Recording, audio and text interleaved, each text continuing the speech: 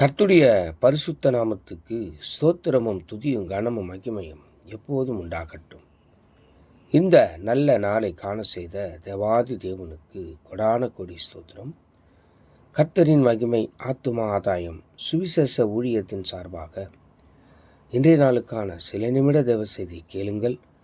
இனி காலம் செல்லாது, என் ஆண்டவராய் இயேசு கிறிஸ்து வரப்போகிறார். ஆயத்தமாயிருங்கள், அநேகரை ஆயத்தப்படுத்தி ஆண்டவர் பக்கமாய் திருப்புங்கள்.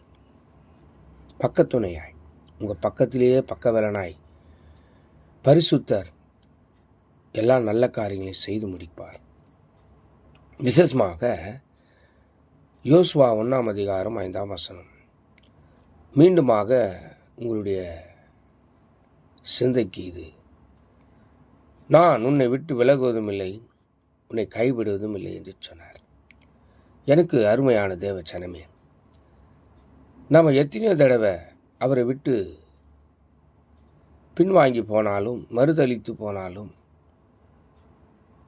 அவர் நம்மை ஒருபோதும் மறக்காமல் வெறுக்காமல் விலகவே இல்லை. எல்லா இடத்திலையும் காப்பாற்றி பராமரித்து ஆதரித்து அரவணைத்து வந்தார்.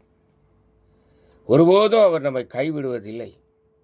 கைப்பிடித்து தூக்கினவர் நம்மோடு கூட எப்போது இருக்கிறார். ஆக எது குறித்தும் நீங்கள் பயப்படாதிருங்கள், கலங்காதிருங்கள். கர்த்தர் இந்த நாள் முழுவதும் உங்களோடு கூட இருந்து எல்லா காரியத்தையும் வாய்க்க பண்ணுவார். அவர் சொன்னாரே, நான் உன்னை விட்டு விலகுவதும் இல்லை, உன்னை கைவிடுவதும் இல்லை என்று.